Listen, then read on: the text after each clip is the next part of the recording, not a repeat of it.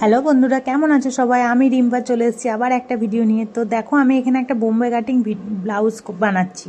তো আমি অনেকেরই দেখেছি বোম্বে কাটিং ব্লাউজে এই সেলাই করা প্রত্যেকটা পার্ট সেলাই করার পর কেউ কিন্তু চাপ সেলাই দেয় না, কিন্তু আমি কিন্তু প্রত্যেকটা পার্ট জয়েন করি। জয়েন করার পর প্রত্যেকটা পার্টেই ছোট ছোট করে কাট লাগিয়ে চাপ সেলাই দিই। তাতে কি হয়, ফিনিশিংটা খুব ভালো হয়। তো তোমরা একবার করে দেখবে, তোমাদেরও আশা করছি ফিনিশিং খুব ভালো হবে। তো দেখো, আমি এখানে কিন্তু দুটো পার্ট জয়েন করে নিয়েছি। জয়েন করে নেওয়ার পর দেখো, এখানে কিন্তু আমি চাপ সেলাই দিয়ে দিচ্ছি। এরকম প্রত্যেকটা পার্টেই কিন্তু আমি চাপ সেলাই দিই। তো তোমরা একবার করে দেখো, আশা করছি তোমাদেরও অনেক ভালো ফিনিশিং আসবে। তাতে কি হয় বলো তো, কাপড়টা বেশ ভালোভাবে বসেও যায়, সেটও হয়ে যায়। অনেক ক্ষেত্রে কি হয়, অনেকে সেলাই করে অথচ দেখবে কোচকানো কোচকানো হয়ে যায়। আর যারা নতুন সেলাই শিখেছে তাদের তো একটু বেশিই হয়। তো যারা নতুন সেলাই শিখেছো, তো তাদেরকে বলছি তারা যেন এই চাপ সেলাইটা দেয়। তাহলে কি হবে বলো তো, কোচকানো ভাবটাও আসবে না আর ফিনিশিংটাও খুব সুন্দর আসবে। তো আমি এখানে একটা আমার কাস্টমারের ব্লাউজ বানাচ্ছি।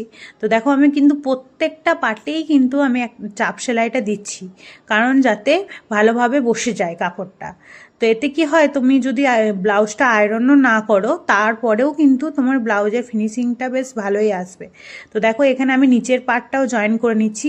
আর এখানে কিন্তু নিচের পার্টটা জয়েন করে নিয়ে কিন্তু দুটো চাপ সেলাই দিতে হয়। অনেকেই দেখেছি একটা চাপ সেলাই দিয়ে ছেড়ে দেয়, কিন্তু একটা চাপ সেলাই দিয়ে ছেড়ে দিলে সেটা দেখতেও ভালো লাগে না, আর সেটাও কিন্তু অসম্পূর্ণই কাজ। তো দেখো, আমি কিন্তু এখানে প্রথম চাপ সেলাই দিলাম, আবার একটু 1/2 ইঞ্চি মতো গ্যাপ দিয়ে আরও একটা চাপ সেলাই দিয়ে দিলাম। তো এইভাবে প্রত্যেকটা পার্টেই চাপ সেলাই দিয়ে দিয়ে করবে, দেখবে খুব ভালো হবে। আর আমি কিন্তু সেলাই পুরোটা পার্ট জয়েন করার পর পুরোটাতেই ভালোভাবে সেলাই চাপিয়ে নিই, যাতে কাপড় সরে নড়ে না যায়, অস্ত্রর সাথে ভালোভাবে যেন সেট হয়ে যায়। তো দেখো, আমি কিন্তু পুরো কাপড়টাতেই সেলাই চাপিয়ে নিচ্ছি। এইভাবে তোমরা সেলাই চাপিয়ে নিয়েও দেখতে পারো। অনেকেই দেখেছি যে হাতে সেলাই চাপাই দিয়ে করে, কিন্তু এইভাবেও তোমরা জয়েন করার পর সেলাইটা চাপাতে পারো, তাতে কোনো অসুবিধা হয় না। তো দেখো, আমি এখানে হুকপটিটাও লাগিয়ে নিয়েছি, সামনের ডান দিকের আর বাঁ দিকের হুকপটিটাও আমি লাগিয়ে নিয়েছি। এবার এখানে আমি গলাতে পাইপিংটা লাগাবো। তার আগে আমি চেক করে নিচ্ছি আমার পুরো ব্লাউজটা সমান হয়েছে কিনা। আর যে কাস্টমার আমাকে ব্লাউজটা বানাতে দিয়েছে সে কিন্তু বারবার বলে দিয়েছে সামনের গলাটা যেন একটু ডিপ হয়। তো আমি একটু ডিপ করেই কেটে নিচ্ছি গলাটাকে, যাতে সামনের গলাটা একটু ডিপই থাকে।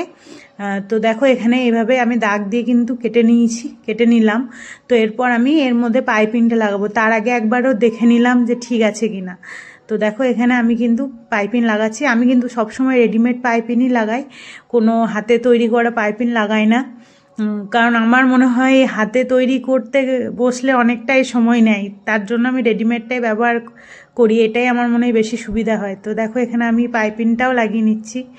তো এটা লাগিয়ে নিয়ে এখানে চাপ সেলাই দেবো, কিন্তু পাইপিং দিয়েও অনেকে হেমও করে, অনেকে আবার ডবল চাপ সেলাইও দেয়। তো দুটোই ভালো লাগে। হেম করলে তো খুবই ভালো কথা, সেটা তো দেখতে আরও বেশি ভালো লাগবে। কিন্তু আমি মেশিনেই সেলাই বসাই। তো দেখো, এখানে আমি ডবল সেলাই দিয়ে দিচ্ছি। তো এইভাবে ডবল সেলাই তোমরাও দিয়ে দেবে, তাহলেই হয়ে যাবে। তো দেখো, আমার একটা পার্টে পাইপিং লাগানো কমপ্লিট হয়ে গেছে। এবার আর একটা পার্টেরও পাইপিংটা আমি লাগিয়ে নেবো এইভাবেই।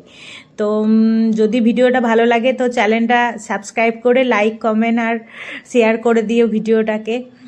তো তোমরা যদি নতুন কিছু দেখতে চাও তো তোমরা অবশ্যই কমেন্টের মাধ্যমে আমাকে বলবে।